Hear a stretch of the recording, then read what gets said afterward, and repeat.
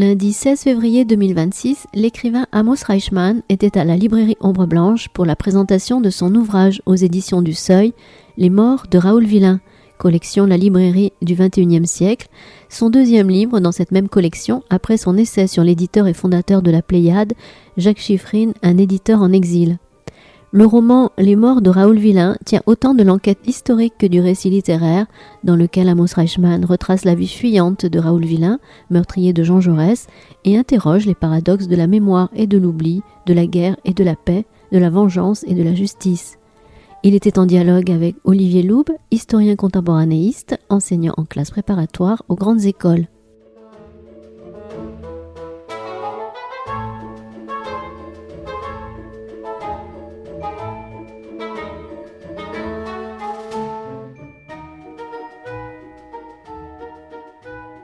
Mesdames, Messieurs, chers fidèles de la librairie Ombre Blanche et chers amis de Jaurès, donc je suis particulièrement heureux d'introduire par 3 minutes, même pas, peut-être, parce que je suis fatigué dans ma vie, j'ai entendu un tas de gens dire « je serai bref » et puis après il n'était pas bref.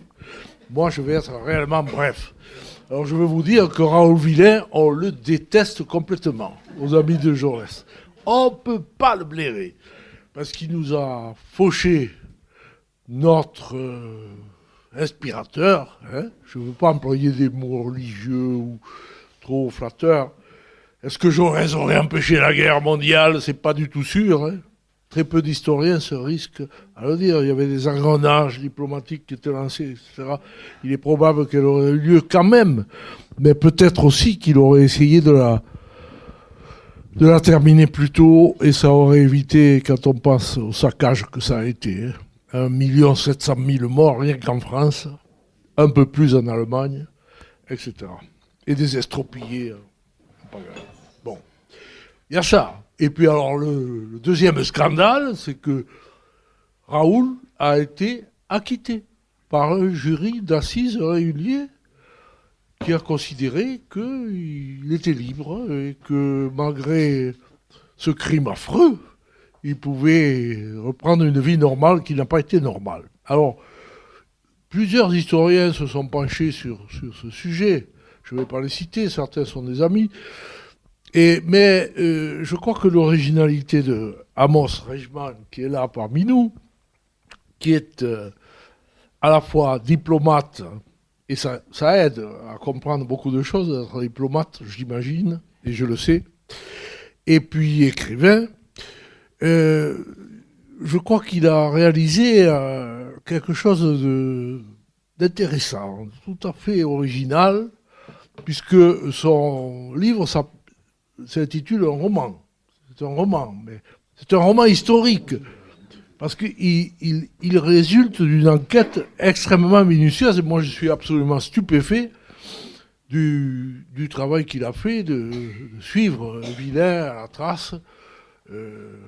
Et je crois que son livre a une dimension supérieure à celle d'un roman, supérieure peut-être aussi à celle d'une étude historique, parce qu'il restitue l'ambiance d'une époque. Et cette époque, ce sont les années 20 et 30, qui, par beaucoup de côtés, ressemblent un petit peu à ce que nous vivons actuellement. Hein, nous sommes un peu déboussolés par tout ce qui se passe. Et il y avait de quoi aussi à cette époque-là. On ne savait pas qu'on était dans un entre-deux-guerres, hein, mais c'était déjà ça. Hein, c'est-à-dire que la première était à peine finie et que les jalons étaient posés d'une seconde guerre encore plus meurtrière, encore plus inhumaine, avec la Shoah et beaucoup de choses. Donc voilà, alors j'ai assez parlé et je cède la parole à mon ami Olivier. Merci Rémi, je serai bref. Je parlais de moi, bien entendu. Alors roman, on va s'en occuper de cette affaire-là, parce que il n'y a pas, vous savez comme moi que dans des livres, il y a le sous-titre qui habituellement est le titre profond, et puis il y a parfois, les éditeurs y tiennent, les auteurs y insistent ou pas, il y a la caractérisation du genre qui intervient, roman, récit. Ici, je crois, et ce sera le début d'une première première. Ah, moi, je dirais ce serait une enquête, au sens où une enquête peut suivre des fils littéraires aussi bien qu'elle va les nouer dans son tapis. Avec des fils d'une écriture qui, effectivement, il n'y a pas de notes de bas de page, effectivement, il n'y a pas l'appareil qu'on pourrait dire être l'appareil critique, mais on sent bien, on voit bien d'abord qu'il y a un métier d'historien derrière ce travail, au sens justement du recoupement des sources, du dévoilement de sources aussi. Moi, je dois dire que j'ai énormément appris. Je ne connaissais pas grand-chose sur Raoul Villain, pour être honnête, avant d'ouvrir ce livre, mais j'ai énormément appris, et puis j'ai appris à la fois par le concret de l'archive, dont certaines sont livrées. On verra par exemple, avec surprise, qu'il y a l'équivalent de la chanson de Brel, mais sous la forme d'un romancero catalan, dans ce livre-là. Donc ça, c'est une archive neuve, complètement neuve, et qui nous surprend, autant qu'elle nous ravit d'ailleurs au passage. On verra aussi et que cette écriture de l'histoire est une écriture sensible. Et c'est ce qui fait son aspect littéraire. On a donc voilà, si je devais trouver un sous-titre, c'est une enquête sensible que je donnerai. J'ai oublié quelque chose. Nul ne pourra l'ignorer. Oui, j'ai oublié de présenter Olivier, qui est un historien, je dirais, reconnu et apprécié par ses recherches sur la période 1920-1940 et en particulier sur le Front populaire et sur Jean Zay, qui a été grand ministre de l'Éducation nationale. Revenons au livre. Mais merci beaucoup, cher Rémi.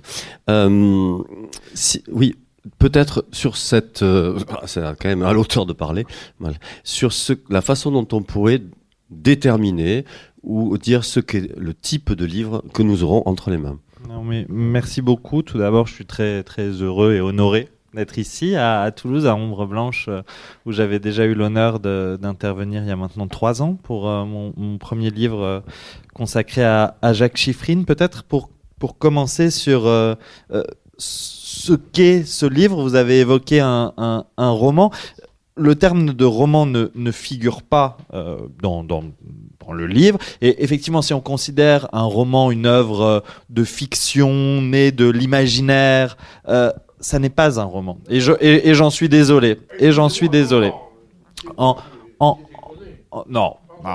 Mais là où c'est délicat, et où moi-même ça a été une interrogation dans le travail d'écriture, c'est que donc j'ai une formation d'historien, j'ai mené un travail d'historien dans les archives, je suis allé, je pense, aussi loin que possible pour retrouver la trace de Raoul Villain, sauf que vient un moment où ce travail se heurte assez rapidement et assez brutalement à des trous, à des silences, à des brisures. Alors là, se pose la question de que faire. Est-ce que je pars dans quelque chose, pour le coup, de totalement fictif, enfin, raconter des histoires? C'est pas le parti pris qui a été le mien. En revanche, j'ai choisi quelque part de raconter cette enquête sans que le jeu n'apparaisse. D'ailleurs, je crois qu'il n'apparaît qu'à une seule reprise à la toute fin du texte. Mais en tout cas, de faire apparaître en filigrane tout ce travail de recherche. Et donc effectivement, ça s'apparente peut-être davantage à une enquête, à un récit, et la matière même, et ça on va en parler, à savoir Raoul Villain, se situe quelque part au croisement, parce qu'effectivement, on peut avoir un certain nombre de données historiques sur Raoul Villain, mais énormément échappent. Et donc le titre, Les morts de Raoul Villain au pluriel, laisse ouvertes ces différentes pistes.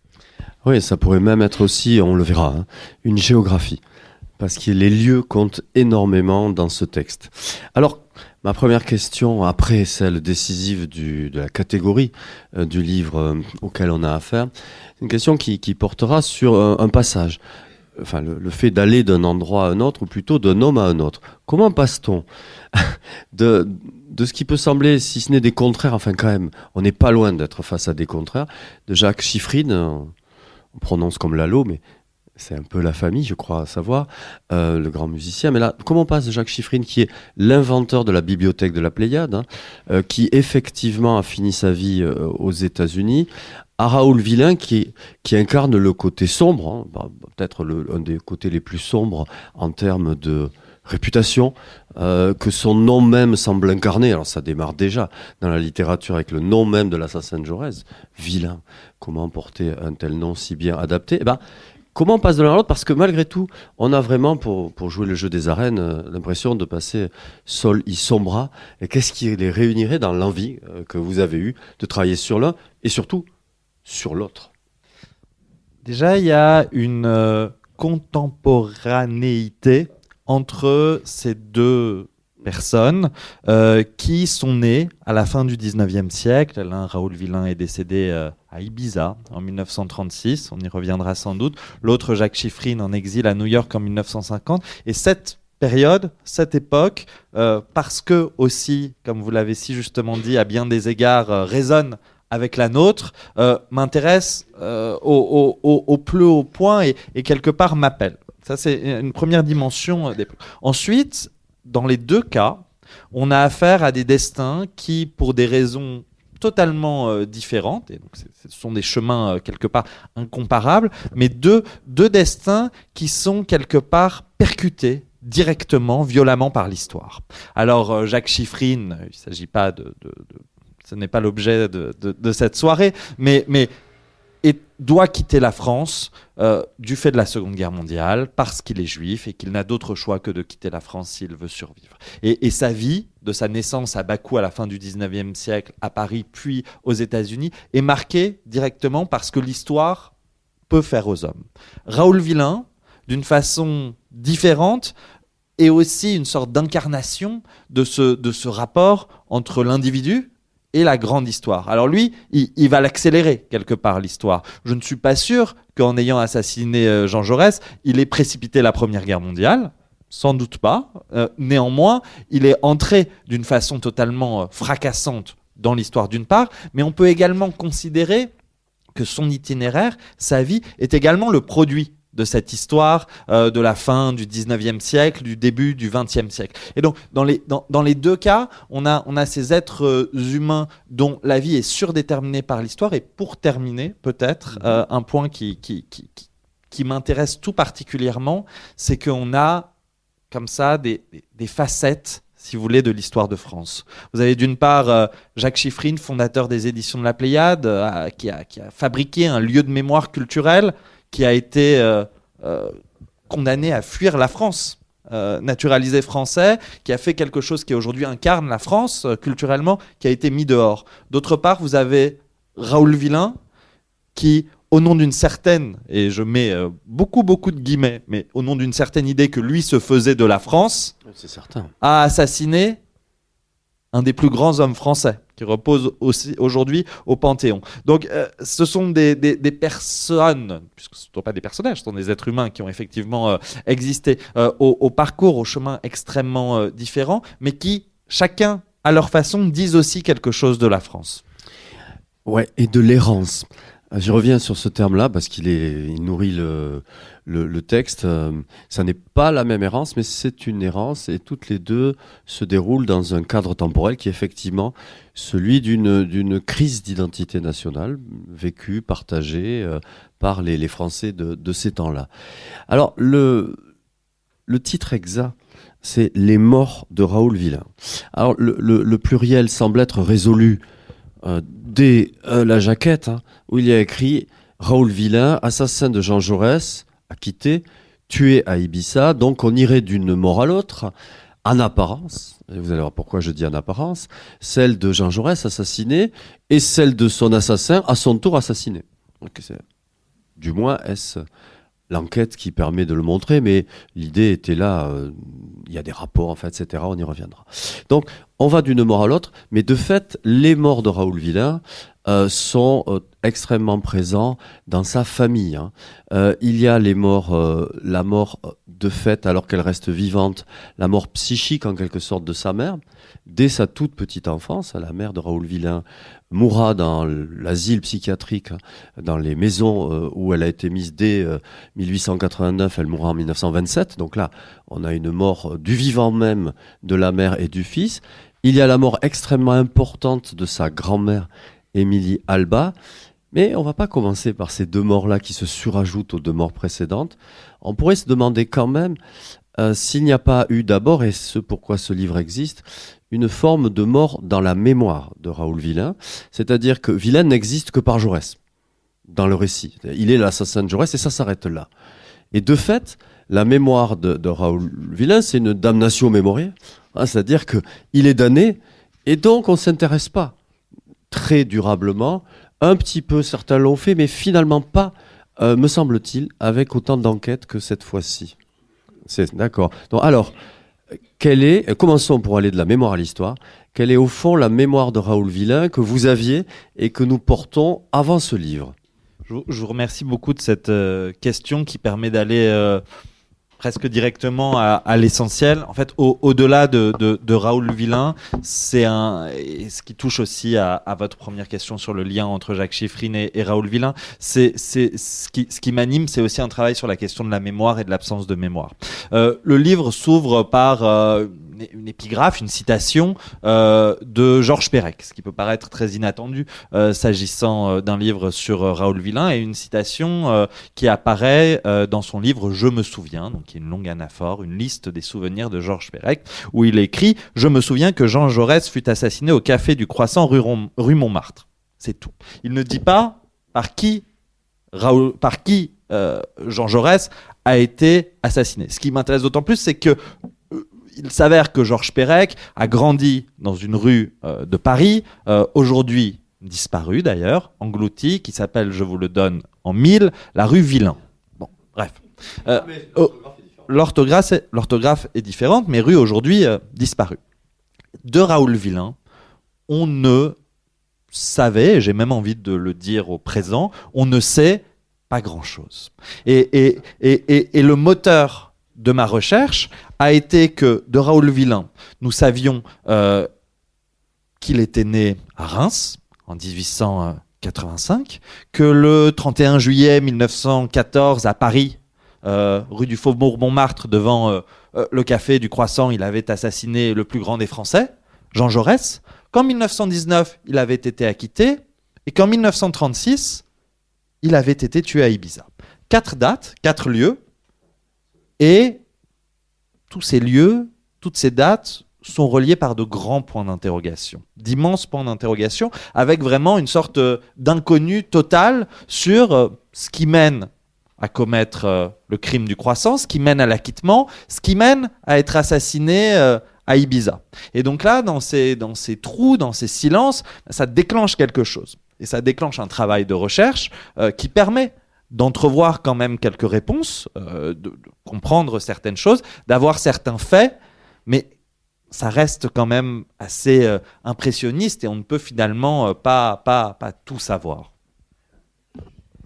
Non, pas tout savoir, mais au fond, c'est quand même une des clés du métier d'historien. Malgré tout, on arrive rarement à avoir, même les contemporanéistes réputés journalistes par les autres disciplines, par les autres plutôt périodes, on se trouve avec des lacunes, mais là, elles sont nombreuses. Et pourtant, dans la mémoire de Raoul Villain, il y a une partie, je le disais tout à l'heure, qui fait écho à la chanson si célèbre de Jacques Brel qui est « Pourquoi ont-ils tué Jaurès ?»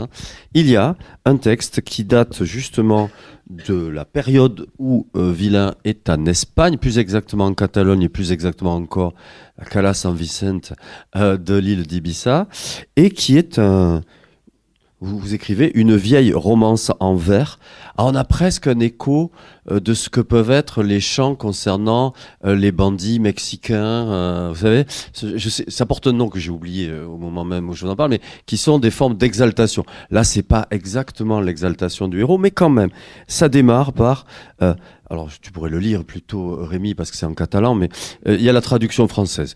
L'an 33, à Sakala, un homme maigre arriva. Comme il parlait franchouillard, on le surnomma le Français. Il n'aime pas les bavardages, il semble toujours se cacher. Sous les pins auprès de l'eau, il s'assoit toujours assoupi. Et c'est l'avant-dernière strophe, parce que ça comporte pas moins d'une vingtaine ou une trentaine même de strophes, qui est pour nous éclairante pour aller vers la suite du dévoilement de ce livre. On dit que de la guerre européenne s'en fut lui la seule cause. Pourtant, qui le tua et pourquoi, voilà ce qu'on ne saura plus jamais. Ah, voilà ce qu'on ne saura plus jamais, on en sait quand même un peu plus. Alors, justement, que nous disent, avant même d'en venir au procès, avant même d'en venir à l'acquittement, que nous disent les séjours successifs de Vilain? Il commence d'abord son errance dans la prison même. Le procès, en quelque sorte, se fait en dehors de lui, ça c'est très très bien vu et très très bien dit. C'est un procès qui suscite avant tout l'éloge de Jean Jaurès, éloge infiniment mérité, mais de Raoul Vilain on s'occupe assez peu, si ce n'est pour dire qu'il n'est pas présent à lui-même de la même façon qu'il n'est pas présent au procès, et puis il circule de ci là et il finit par aboutir à Ibiza. Alors qu'est-ce que nous disent les errances de Raoul de ce qu'on peut savoir de Vilain? Pour comprendre ces errances géographiques, on est obligé de partir de l'acquittement. Pourquoi? Donc, Raoul Vilain a assassiné Jean Jaurès le 31 juillet 1914. Lui-même le reconnaît. Il a été arrêté en flagrant délit. Il n'y a pas l'ombre d'un demi-doute sur le fait qu'il est coupable et lui-même le reconnaît. On pourra y revenir. Le fait est que le jury décide de l'acquitter. Cette décision, cette absence de justice est dramatique pour la société française. Elle est terrible pour la mémoire de Jean Jaurès. On a pu considérer qu'il s'agissait d'un second assassinat de Jean Jaurès, mais elle est aussi terrible pour Raoul Vilain. Parce que le défaut de justice, y compris pour le coupable, n'est pas lui rendre service. C'est finalement, lui aussi, le condamner autrement. Et d'ailleurs, dans l'Antiquité, dans l'Orestie, la justice, elle naît justement pour briser ce cycle des représailles. Si on tue quelqu'un, alors quelqu'un d'autre va chercher à vous tuer, puis quelqu'un d'autre va encore chercher à vous tuer, et ça ne s'arrêtera jamais, et les vies ne pourront jamais être vécues. Et arrive la justice, et la justice condamne, et la justice permet au monde de retrouver ses gonds quelque part, et à la société d'avancer.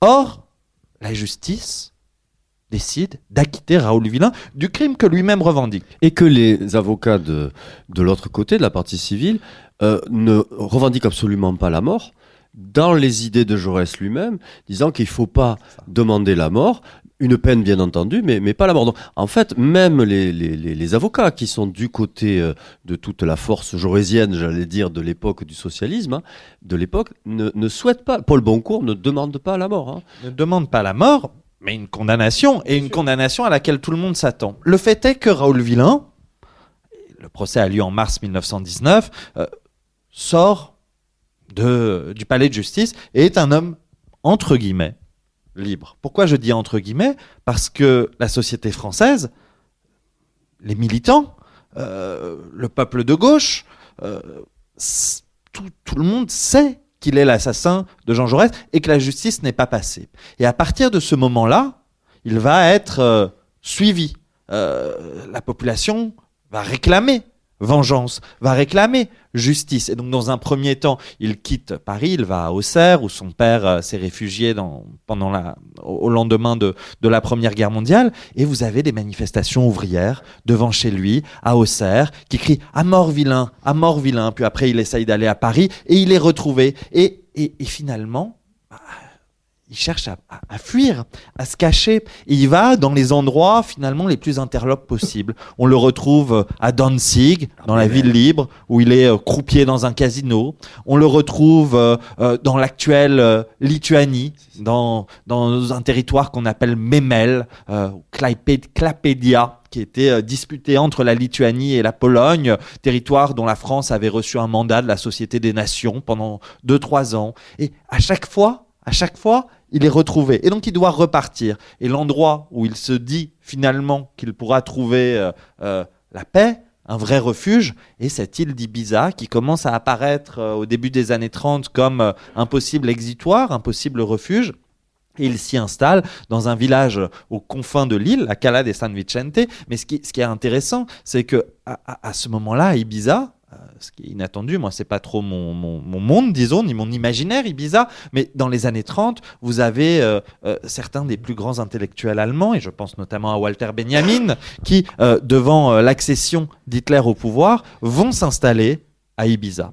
Et donc, juste pour terminer, dans ce travail de recherche, d'écriture, je me suis donc rendu à Ibiza pour essayer de comprendre ce qui s'était effectivement passé, et c'est en allant sur place que j'ai pu retrouver notamment traces de cette romance qui demeure et qui ne cesse d'être récitée aujourd'hui encore dans ce petit village où il faut imaginer qu'il y a, aujourd'hui il doit y avoir peut-être 150 habitants, mais qui a longtemps été avec quelques dizaines de familles. Et donc l'assassinat d'un étranger au tout début de la guerre civile espagnole en 1936 dans ce village, il reste pour le coup dans les mémoires. Mais après, sous quelle forme ? Et là, sous une forme poétique, peut-être imaginaire. Et on ne saura jamais, dit la romance, de ce qui l'a tué, pourquoi. En fait, on le sait assez bien désormais. Mais avant ça, le portrait qu'il y a d'Ibiza, de cette Ibiza des années 30, je vais m'excuser, voit aussi notre Raoul Villain, qui se fait appeler René Alba ou Alejandro, croiser le parcours du petit-fils de Gauguin. Alors pourquoi ? Il s'avère que effectivement à Ibiza, je vous en prie, pardon. À Ibiza, Raoul Villain va rencontrer d'autres personnalités, d'autres individus qui se retrouvent comme ça sur cette île dans les années 30, dont le petit-fils de Paul Gauguin, avec qui il va se lier d'amitié. Et c'est d'ailleurs le petit-fils de Paul Gauguin qui va lui construire. J'espère que ça va. Je vais vous raconter mon arrivée à Ibiza, si vous voulez, parce que c'était quand même assez particulier. Donc, je me demande pourquoi cet homme est mort à Ibiza. Vraiment. Donc, j'arrive dans ce village de la Cala de San Vicente, hors saison. Il n'y a vraiment pas grand monde. Il faut dire que c'est très beau. C'est au bout du monde. Et il y a un café qui est ouvert. Je vais m'asseoir. Je commande une boisson un peu fraîche. Et je vois 2 personnes qui sont attablées, dont un curé. Et je me permets de dire voilà, bonjour, je suis français, historien, et en fait j'essaye de comprendre quelque chose qui a eu lieu ici il y a presque 80 ans, où un ressortissant français, Raoul Villain, qui est très connu dans notre pays pour le crime qu'il a commis, il a assassiné un des plus grands Français, Jean Jaurès, aurait été assassiné ici. Qu'est-ce que vous pouvez m'en dire ? Et là, petit à petit, quelque chose s'allume dans les regards. Et donc, j'ai un premier récit qui m'est fait de ce qui serait potentiellement arrivé sur cette plage d'Ibiza. Et puis, ils me disent « Oh, il y a quelqu'un, il est plus tout jeune, aujourd'hui il a 100 ans, qui aurait connu Raoul Villain. Vous devriez aller le voir, il habite là-bas au bout du village. » Quelle ne fut pas ma surprise. Et donc, j'avais prévu de passer une semaine là-bas. Donc, je me rends là-bas. C'est assez simple de s'adresser aux uns et aux autres. Et donc, je rencontre cet homme. Et dans mon espagnol un peu fragile, je commence à entamer un échange en lui demandant... J'espère que tout va bien. C'est Raoul Villain, ça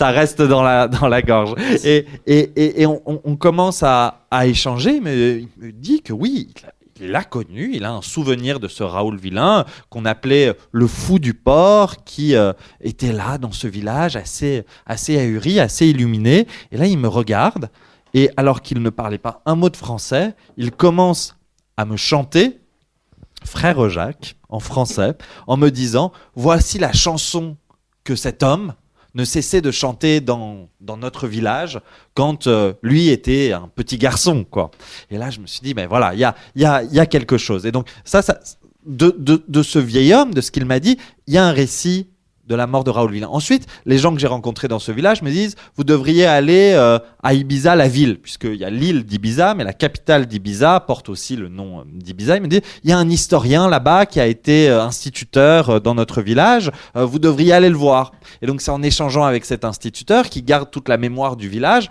que j'ai pu retrouver ce récit, cette romance, puisque lui, gardant la mémoire, prend en note tous les chants, toutes les traditions du village, qui donnent un autre éclairage sur Ibiza. Et donc voilà.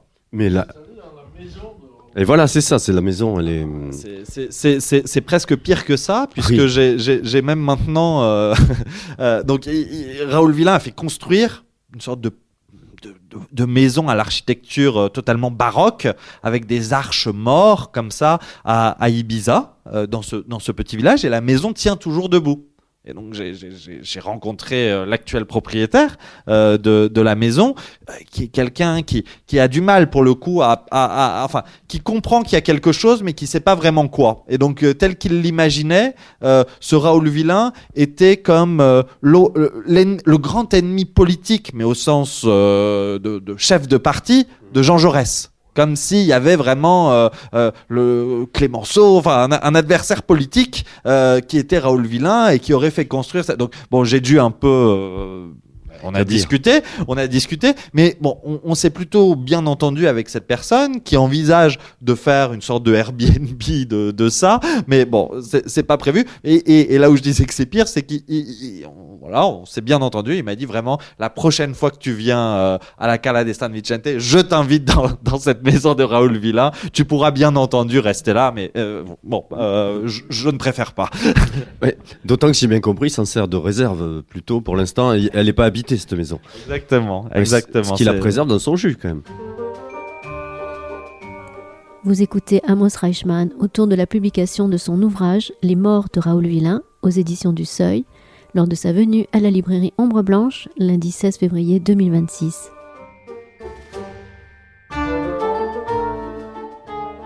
Quand même, quelle enquête, parce que retrouver jusqu'à la maison, pouvoir discuter... Non, c'est du boulot d'historien, mais voilà, de façon sensible. Et dans cette histoire sensible, bien sûr pendant le procès, mais après enquête aussi, il y a une extraordinaire présence, si on peut dire, de deux femmes, hein. L'absence de la mère et puis la présence de la grand-mère. Évidemment, les deux sont liés.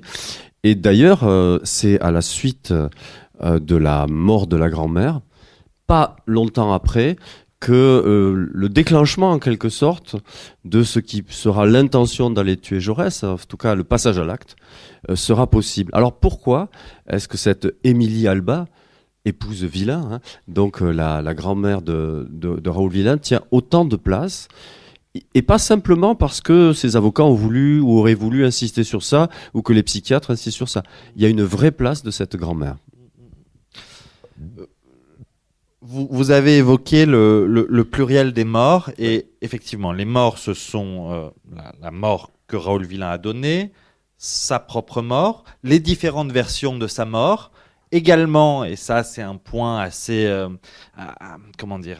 délicat, mais à mon avis quand même assez important, qui touche à ce que sa vie dit de l'époque, et ce qu'elle annonce, comme vous le disiez, des millions de morts à venir, finalement, et en quoi il incarne une époque qui a vocation à produire des morts à n'en plus finir, avec une question ouverte qui est d'ailleurs de savoir si cette époque est vraiment révolue, puisque, comme vous le disiez, lui-même ne sait pas qu'il était, et les contemporains ne savent pas qu'ils sont dans une entre-deux-guerres. Nous ne savons pas ce qui nous attend, mais nous pouvons percevoir un certain nombre de similitudes entre ces époques. L'époque des morts de Raoul Villain n'est pas si éloignée de la nôtre. Et il y a les morts, comme on dit de quelqu'un, qui sont nos morts, avec quelle mort vivons-nous de ceux qui nous ont précédés. Et Raoul Villain, des deux côtés, tant du côté paternel que du côté maternel, doit vivre avec des morts et des figures féminines. Donc il y a, comme vous l'avez évoqué, sa mère qui est dans une situation absolument tragique, qu'on pourrait presque qualifier de morte vivante, puisque Raoul Villain est âgé de 2 ans seulement, de 2 ans quand sa mère est internée à l'asile psychiatrique de Châlons. Et donc ça, c'est terrible, c'est un lieu où je me suis rendu, où j'ai pu consulter les archives. Et donc on voit les mots des médecins qui suivent comme ça cette femme, et au départ, ils évoquent comme ça, avec des terminologies médicales, l'état de cette femme, Marie-Adèle Collery, épouse Villain. Et puis plus le temps passe, plus les annotations se font lointaines, rien à noter, rien à dire. Et pourtant, vous avez cette femme qui est là, qui vit, mais qui est comme absente. Ça, c'est sa mère. Il y a même des néants.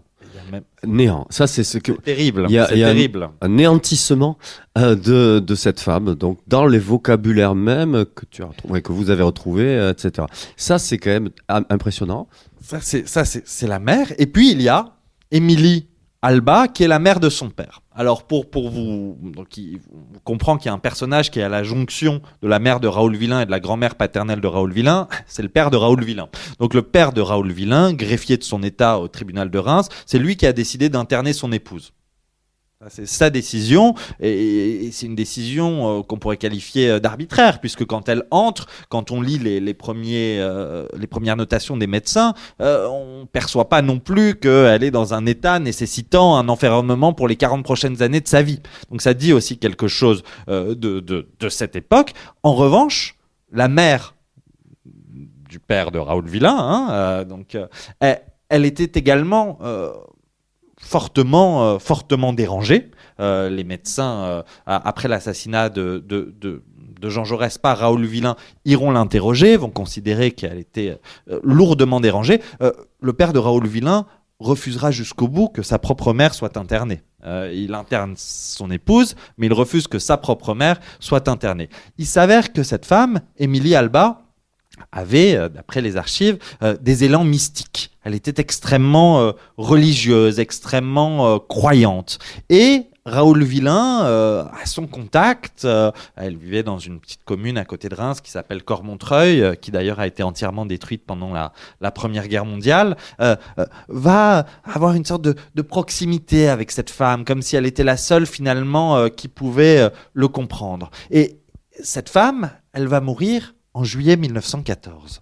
Et donc, Raoul Villain, sa dernière fois à Reims, avant l'assassinat de Jean Jaurès, c'est pour l'enterrement de sa grand-mère. Il va à l'enterrement de sa grand-mère, et à la suite de cet enterrement, il a une dispute avec son père. On comprend mal, en tout cas, on n'a pas des éléments qui nous permettent de savoir précisément ce dont il est question. La guerre approche, elle est dans toutes les consciences. Il se dispute, il rentre à Paris, et il assassine Jean Jaurès. Donc cette grand-mère va avoir un rôle, et un rôle d'autant plus important que quand Raoul Villain voudra se cacher du regard des hommes après l'acquittement, il prendra comme pseudonyme Alba, ce nom de famille de sa grand-mère paternelle, nom de jeune fille, qui renvoie aussi à une volonté d'une page blanche, Alba. En parlant de page, voilà l'extrait de ce moment-là, juste après la dispute entre Raoul et Louis, son père, juste après l'enterrement de la grand-mère Émilie Alba. Alors Raoul Villain a repris le train pour Paris sans prévenir les siens. C'était le mercredi 29 juillet 1914. Sitôt arrivé, il a écrit une lettre à son père. Une missive violente qui l'attaque personnellement, critique son individualisme, son vulgaire égoïsme, son incapacité à entendre sa si longue douleur, sa misérable quête. Dans cette missive, Raoul demande également de l'argent. Ce que maman aurait mis de côté pour moi sur le budget de ses toilettes. D'après les mots recomposés du père, qui prétendra avoir déchiré cette lettre restée en sa mémoire, Louis répond immédiatement à son fils « Reviens vite, sinon j'irai dimanche te causer posément.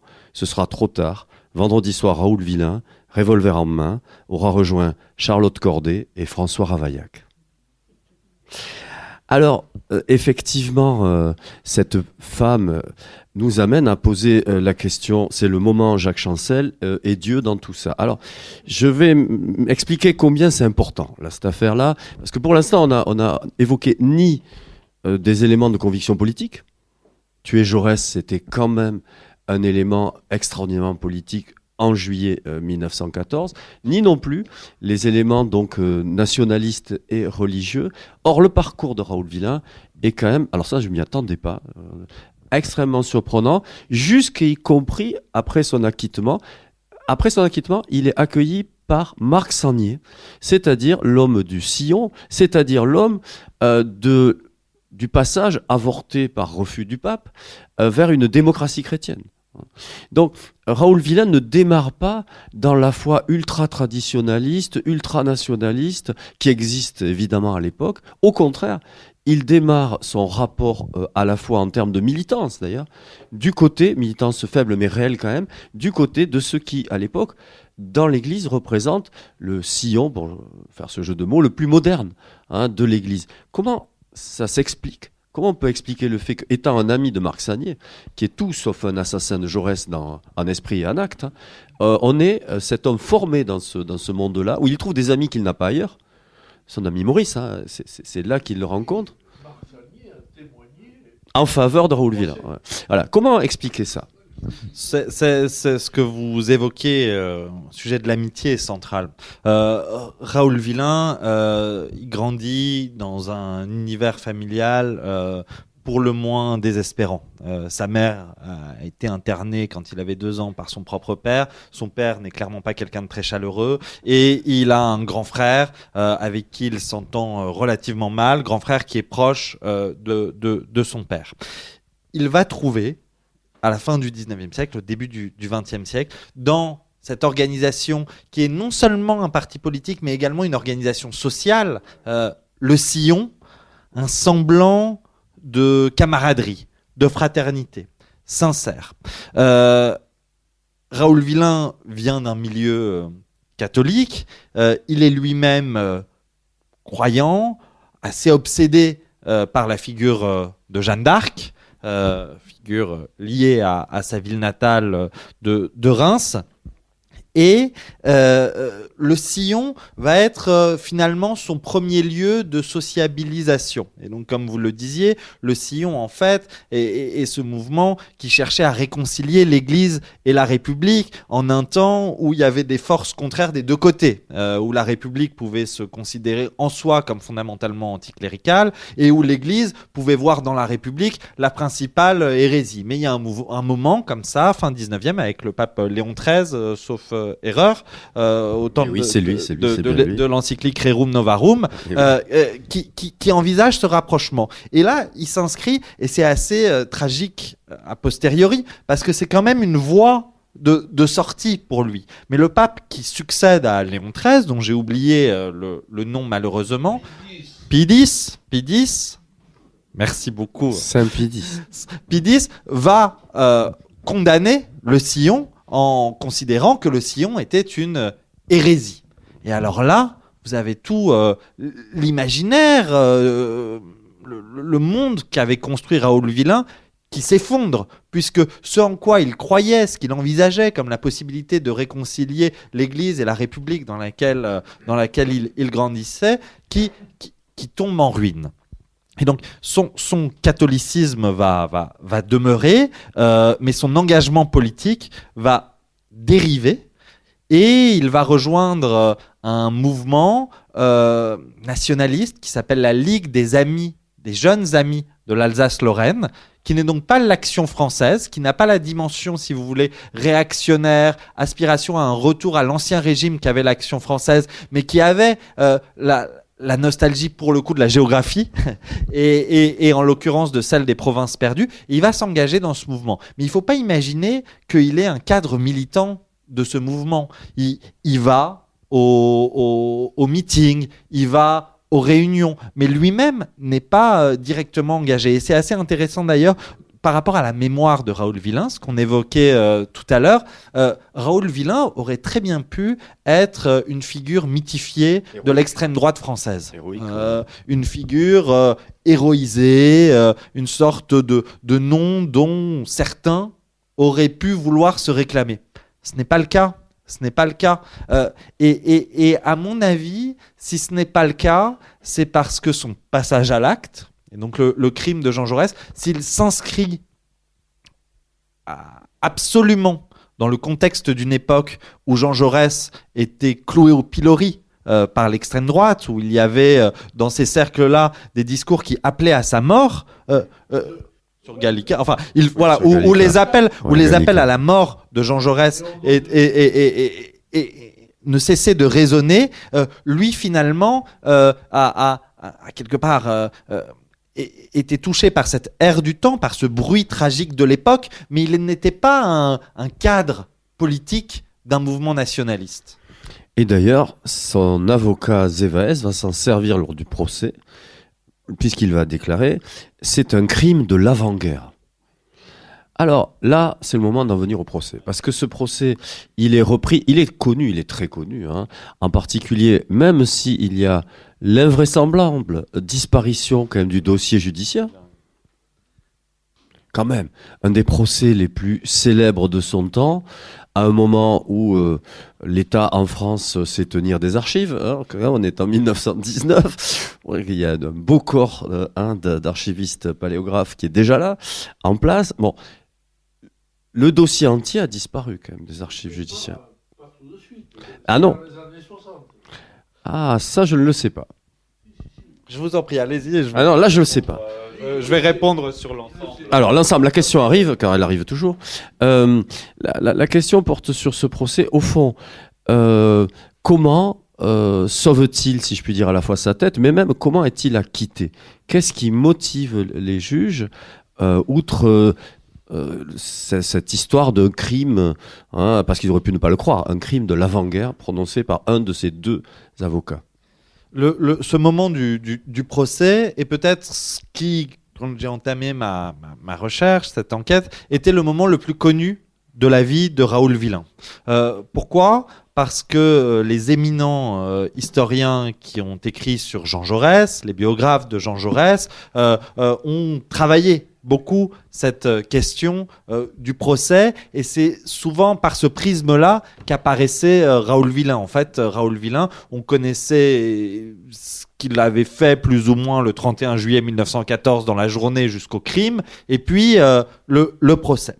Comme vous le disiez très, très justement, les archives, le dossier judiciaire du procès a disparu dans les années 1970. À la suite, dit-on, mais c'est ce qu'on dit, d'un incendie. Ce qui ne veut pas dire qu'un jour, ces archives ne réapparaîtront pas. En revanche, les éditions de l'Humanité, qui n'existent plus, ont publié in extenso l'ensemble des propos qui ont été prononcés lors de ces 5-6 journées de procès au mois de mars 1919. On a le verbatim, alors, c'est ça? Alors, tout est dans l'article. On a un verbatim, parce que vous avez ce verbatim des éditions de l'Humanité, de l'ensemble de tout ce qui a pu se dire. Vous lisez la presse de l'époque, sur une même journée, les mots peuvent être légèrement différents. Et ça, c'est le charme de l'histoire. Mais en tout cas, on n'a pas la totalité, le script précis, et surtout, on n'a pas l'ensemble des pièces judiciaires du dossier. On a les mots, mais on n'a pas les pièces. Alors, ça, c'est une limite. En revanche, ce qu'on a de façon indubitable, c'est le résultat. Et le résultat, c'est que au terme de ce procès, le jury, à l'unanimité, va considérer et déclarer Raoul Villain innocent. Alors, le pourquoi, ce verdict n'est pas motivé. Donc, nous n'avons pas la possibilité d'avoir un mot qui nous permet de savoir ce qu'il en est. Plusieurs éléments néanmoins nous permettent d'avoir un certain nombre d'hypothèses. Le procès, il a lieu en mars 1919. Le crime est commis en juillet 1914, soit 4 années et demie plus tard. L'un des arguments des avocats de Raoul Villain est de dire notre client a déjà passé 4 ans et demi en prison dans l'attente de son procès, cela suffit. Je me fais l'avocat du diable. Alors, c'est exactement, mais là c'est sans doute c'est le point. Ouais. Bon, les membres du jury auraient tout à fait pu entendre cet argument tout en condamnant Raoul Villain à 4 ans et demi de prison. Il aurait été reconnu coupable, il aurait fait sa peine pendant 4 ans et demi, il serait sorti, mais reconnu coupable. Ça n'est pas du tout ce qu'a décidé le jury. Le jury a décidé de l'acquitter. Alors, on en arrive presque à la conclusion, et ce qui peut-être apparaître comme l'argument le plus valable, un crime de l'avant-guerre. Parce que la guerre étant terminée, juillet 1919, mais les combats ont pris fin et la France a quand même gagné la guerre. La France a gagné la guerre. Et donc, finalement, reconnaître Raoul Villain coupable, ce serait dire que Jean Jaurès avait raison d'être contre la guerre, ce qui, pour une partie importante de la société française, n'était pas acceptable, et ce qui, par ailleurs, est absolument tragique, et une sorte d'illustration des tragédies à venir, parce que si on raisonne comme ça, on n'arrive à rien en fait. Si on reste bloqué sur ce temps court qui ne doit pas être celui de la justice, justement. Ah bien, il y a eu des manifestations immenses pour dénoncer un jugement honteux, scandaleux, mais Et le livre en parle, si. Et il en a été parlé. Mais c'est ce qui se passe, la preuve. Je crois que vous l'avez dit. Que je l'ai pas dit assez clairement, mais c'est pour ça qu'il a été amené après à fuir et à errer. Il bouge tout le temps. Justement, il n'a cessé d'être pourchassé, et le lendemain même de son acquittement, il va à Auxerre, et il y a des manifestations du peuple de gauche devant sa maison à Auxerre, où on lance des pierres et on dit à mort vilain. Mais ce que je disais tout à l'heure, c'est que quand la justice comme institution ne passe pas, on rentre dans quelque chose d'autre qui a rendu la vie de Raoul Villain ce qu'elle est devenue. Et il y a une autre forme d'explication de l'époque qui est donnée par le rapport médico-légal du début de 1915. En fait, Villain demande à être jugé assez vite, en arguant du fait qu'il veut aller au front, etc. Au départ. Après, ça, c'est moins vrai. Hein, dans le livre, c'est montré. Donc, et parce que assez vite, l'enquête est bouclée. D'abord, le fait est patent. Le tueur reconnaît son crime, donc l'enquête n'est pas complexe. Hein, le corps de Jaurès est facile à autopsier pour regarder ce qui s'est passé. Tout est parfait en termes d'enquête. Tout est parfait, tout est bouclable. Reste l'enquête psychiatrique qui est menée assez rapidement puisque les psychiatres rendent leur rapport en 1915. Et ce rapport, il a l'intérêt de donner 2 éléments. Un premier élément, on peut juger cet homme, il est parfaitement responsable de ses actes, donc ça c'est dit. En revanche, à nouveau, il y a une qualification du crime, alors quelque chose à laquelle on ne s'attend pas, et vous allez nous expliquer pourquoi. J'ai un très beau texte là, mais qui est des psychiatres eux-mêmes. En fait, les psychiatres affirment qu'il a tué dans un état non pas délirant, non pas obsessif, mais passionnel. C'est un crime passionnel. Qu'est-ce que c'est que cette histoire d'un crime passionnel ? Effectivement, c'est assez troublant, et moi-même j'ai du mal à entendre ce qu'ils appellent crime passionnel. Le fait est qu'il considère qu'il est responsable de ses actes, voilà. Donc qu'il doit être jugé, et donc on ne peut pas le considérer irresponsable, acquitté parce qu'il était fou, mais qu'il a agi pris dans une sorte d'impulsion soudaine. Alors ça ne veut pas dire qu'il était fou amoureux de Jean Jaurès, mais qu'il était dans cet état où l'espace d'un instant, le discernement peut être suspendu dans un moment Et qui est décrit, hein, dans une crise d'anxiété patriotique. et au nom d'un idéal désintéressé de salut national. On a déjà une clé de l'acquittement là-dedans. Un idéal désintéressé du salut national, ça signifie que Jaurès, en revanche, évidemment, était de l'autre côté. Donc, sous la plume même des psychiatres, on a la possibilité de l'acquittement, dès ce rapport-là. Il y a quelque chose qu'il faut avoir en tête, c'est que quand Villain assassine Jaurès, la guerre n'est pas encore déclarée, mais c'est une question de jours, et elle est quand même dans les consciences de chacun. Et donc, il y a aussi le fait qu'à mon avis, Raoul Villain, qui est quelqu'un de fondamentalement lâche, est mort de trouille à l'idée de l'approche des combats. Et dans ce moment vraiment électrique, où la guerre approche, finalement, en tuant Jaurès, il arrive à la fois aux yeux de son milieu, aux yeux des siens, à sauver son honneur, à apparaître comme quelqu'un qui a fait un acte, entre mille guillemets, patriotique du point de vue de son milieu, tout en s'assurant qu'il échappera à la guerre et au combat, puisque tuant Jaurès, il va aller en prison. En revanche, pardon. Et c'est là, cher monsieur, qu'on touche vraiment à une facette de l'histoire de France. Et à la fin, c'est néanmoins Jean Jaurès qui entre au Panthéon. Et c'est Jean Jaurès, le grand homme français. Mais effectivement, à l'époque, pour beaucoup, il était considéré comme l'ennemi de la France. Avant de laisser la parole à une salle qu'il a déjà prise, et c'est fait pour ça, mais c'est fait pour ça. Mais évidemment que c'est bien, Rémi. Sinon, je le dirais pas. Quand je le pense. Je vais poser moi une dernière question avant de laisser la parole, parce que le terme de l'affaire, c'est quand même qu'il est assassiné lui-même, Raoul Villain, et que sur cet assassinat, pendant longtemps, les choses n'ont pas été si claires que ça. Or, désormais, on voit à peu près clairement, enfin moi dans le livre, comment cela s'est produit. Alors, comment cela s'est-il produit? Qui le tue? Et de fait, est-ce que c'est une action qu'on peut décrire pleinement? C'est-à-dire, est-ce que c'est prémédité? Oui, mais comment? Par quel milieu? D'où est-ce que ça vient? Est-ce que ce sont des républicains espagnols? Un commando français de brigade internationale à l'intérieur du mouvement? Bon, qui tue Villain?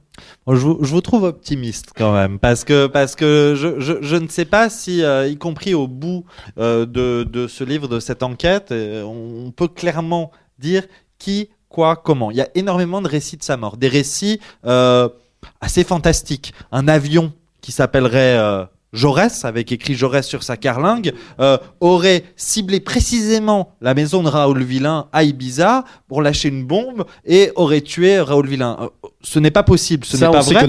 J'ai vu la maison. Vous avez cette romance catalane qui nous dit comment serait potentiellement, peut-être, mort Raoul Villain, des fourmis qui auraient dévoré sa langue après que des hommes seraient venus, sans qu'on sache bien d'où, pour le tuer. Vous avez, et c'est mon administration d'origine, dans les archives du Quai d'Orsay, à l'époque, il y avait un consul de France à Ibiza, et donc un Français qui meurt à Ibiza, forcément il fait un rapport, et donc il indique quelques éléments, mais finalement assez peu conclusifs.